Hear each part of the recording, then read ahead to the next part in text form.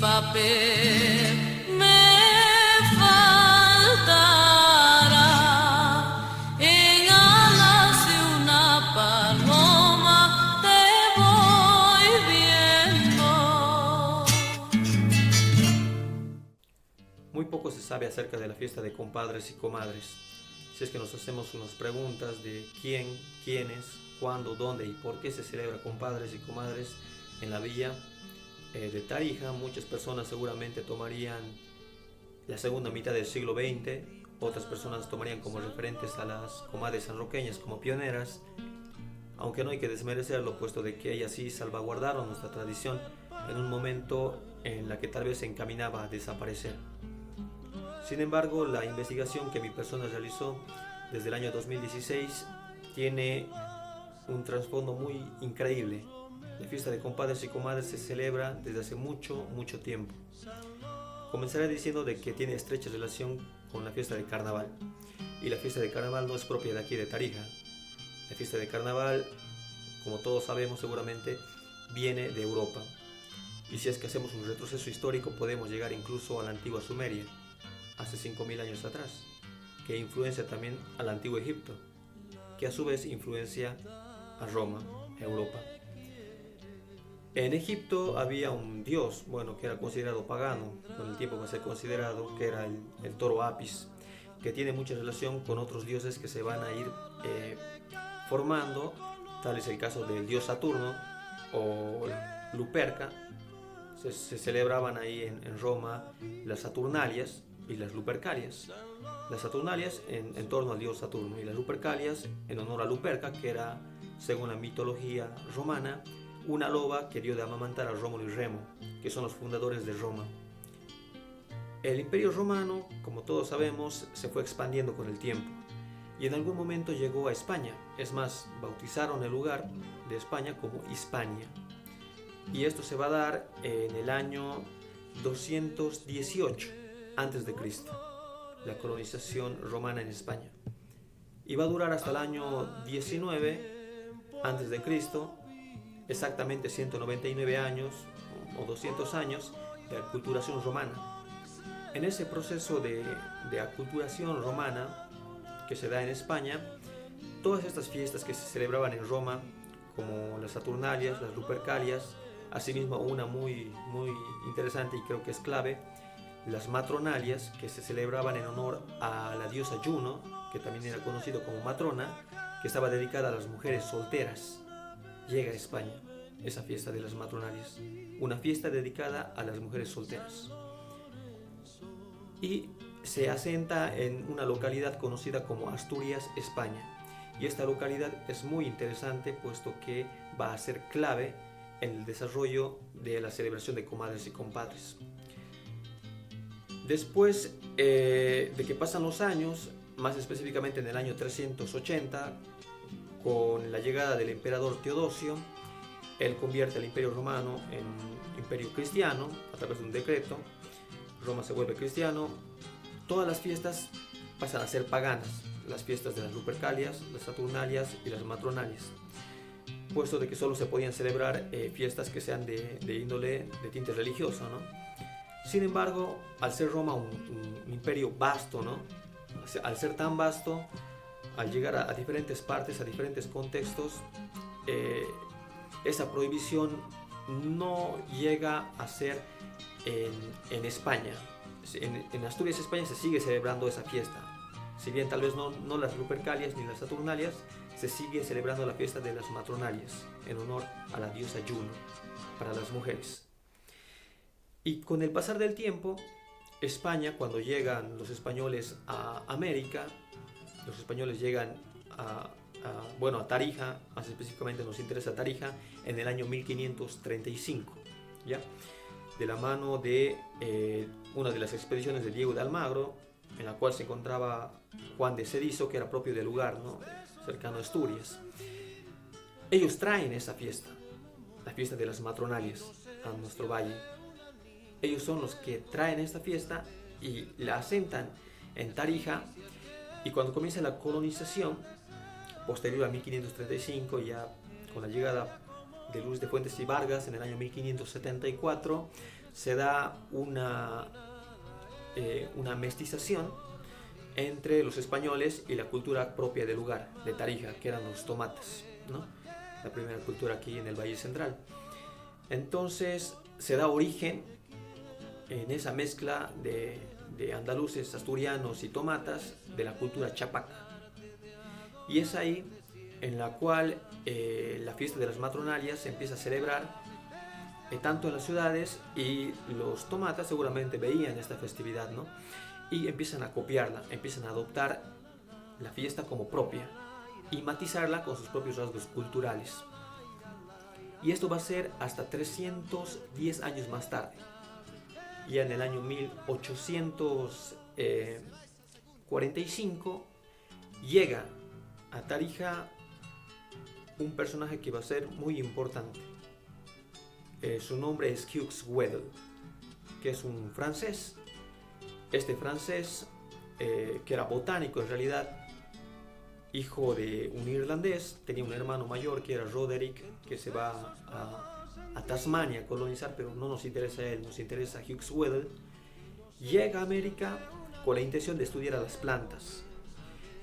Ya en América ingresa a Bolivia y quería llegar al Chaco, pero termina viniendo al Valle Central, y en el Valle Central se hospeda en la casa de uno de los personajes más pudientes de ese entonces, 1845, como lo era el general Burdett O'Connor, ¿ya? Entonces Burdett O'Connor lo aloja en su casa y él empieza a documentar todo lo que sucedía en ese entonces, puesto de que curiosamente él llega para febrero, cuando se estaba celebrando el carnaval. Y como él, buen investigador, empieza a redactar en su libro lo que veía, ¿no? Y le llamaba mucho la atención la fiesta. Empieza a documentar paso a paso lo que es la fiesta de compadres y comadres. Él, sin darse cuenta, ha documentado.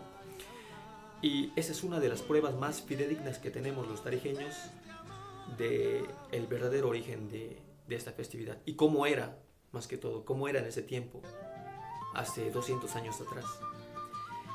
Hugues Weddell relata todas estas experiencias que vive en el valle en ese año a través de su libro Viaje en el sur de Bolivia, ¿no? Y es el que les voy a contar a continuación. Vamos a ver características propias de la Tarija de ese entonces, cómo se celebraba la fiesta. Acompáñenme a ver.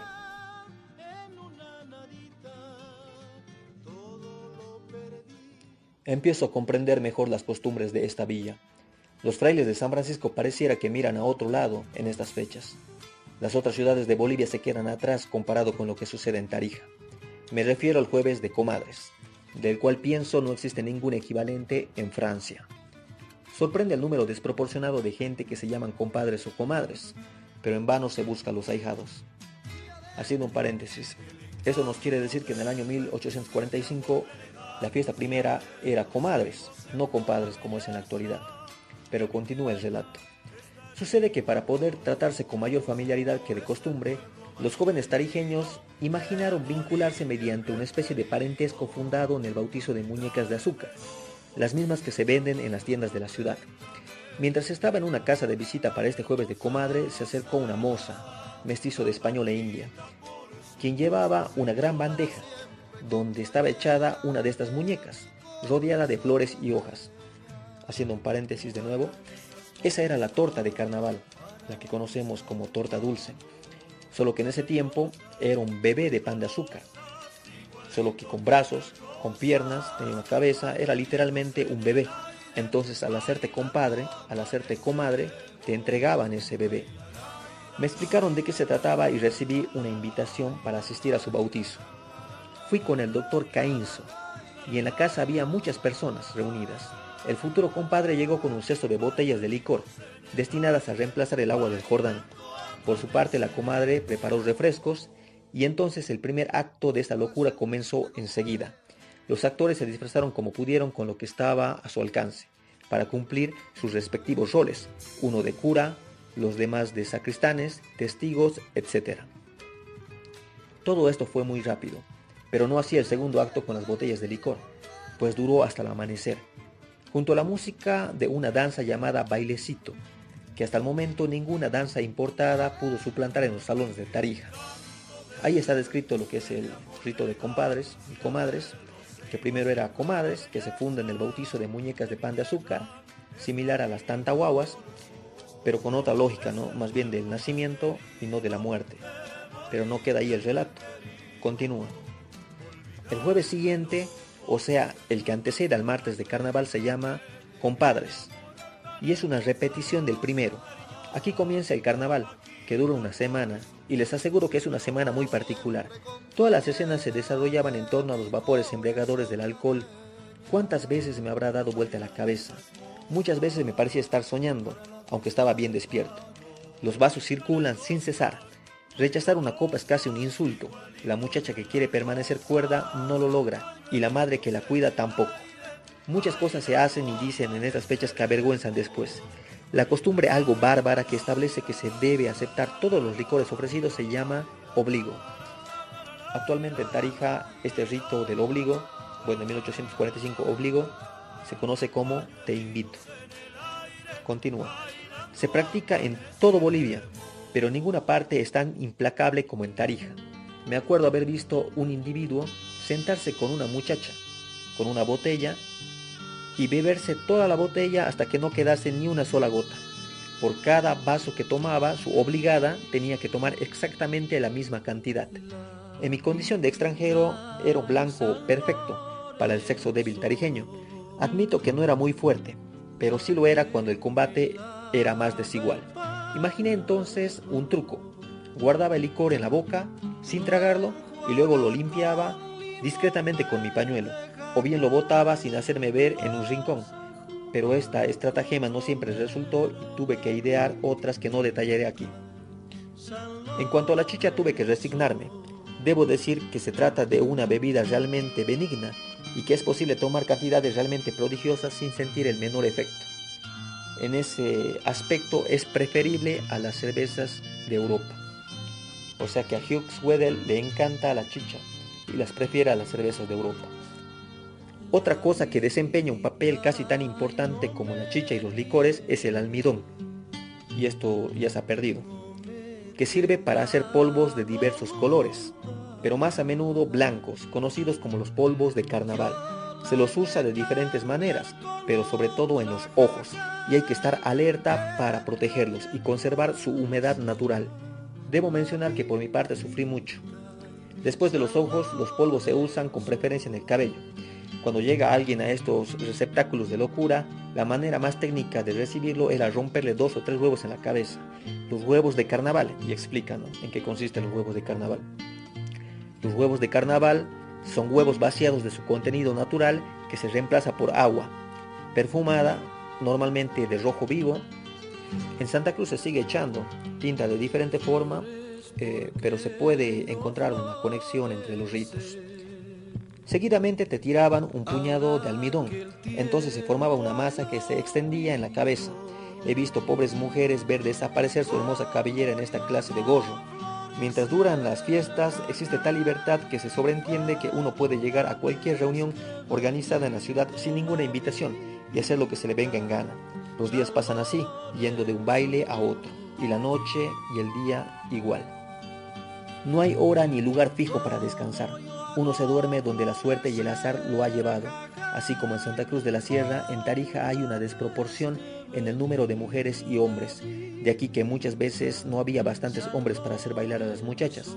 Por esa razón, en algunas casas se tuvo la idea de echar llave a las puertas, cuando los bailarines, claro, estaban en buen número, negando la salida así a cualquiera. En cuanto a las danzas de Tarija, difieren de otros departamentos por su gran entusiasmo, y los cantos que la acompañan tienen las mismas características. En los pocos momentos de descanso la gente se reunía para cantar. Mientras seguían circulando las copas, a la medianoche fui a una habitación donde se habían servido grandes cantidades de carne asada, que todos devoraban. Después del asado venían guisos muy picantes que alimentaban nuevas libaciones. Algunos seguían bailando, otros dormían en los bancos o en un cuarto vecino. Se veía a 2 individuos que dormían en una misma cama.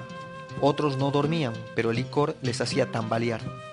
Como puede suponerse, tal estado de cosas daba lugar a escenas singulares. aunque no siempre muy poéticas. He aquí un ejemplo del que me acordaré por mucho tiempo. Estaba andando al azar por la ciudad cuando vi que la casa de una joven dama de buena familia a la que había mandado minutos antes un mensajero estaba abierta. Entré. Parecía desierta. Iba a volverme cuando, empujando en una de las últimas puertas, encontré un dormitorio y vi a la invitada echada sobre la cama, borracha, como una cuba. Su boca estaba llena de grandes pedazos de asado. El mensajero estaba sentado a su lado, la cabeza en la almohada y la cara hundida en un charco de vómito. Salí de puntas para no perturbar el descanso de este bonito grupo. Finalmente, durante las orgías del carnaval es cuando se celebran raros matrimonios, que no tienen nada que envidiar a las uniones de Gretna Green. Haz un paréntesis, que es un pueblo al sur de Escocia, famoso porque ofrecía y daba la posibilidad a las parejas menores de edad de poder casarse. Y dice, y son tan legales como ellas. Se hacen como dicen, sorprendiendo al cura. Hubo uno durante mi estadía, pero no tuve la oportunidad de verlo. Esa noche el provisor se levantó sobresaltado y vio de rodillas al lado de la cama a un joven y a una muchacha que le dijeron querer unirse al matrimonio. Detrás de ellos había otras personas que les servirían como testigos. El cura, sin trámites ni más contratiempos, les dio la bendición nupcial. Estas uniones se hacen en otras partes de América, pero no siempre como en Tarija. Por ejemplo, puede ocurrir que al finalizar la misa, cuando el cura levanta las manos para dar la bendición, los prometidos se levanten y tomen como testigos a los asistentes de que su deseo es querer casarse. No hace falta más para que se los reconozca enseguida como marido y mujer.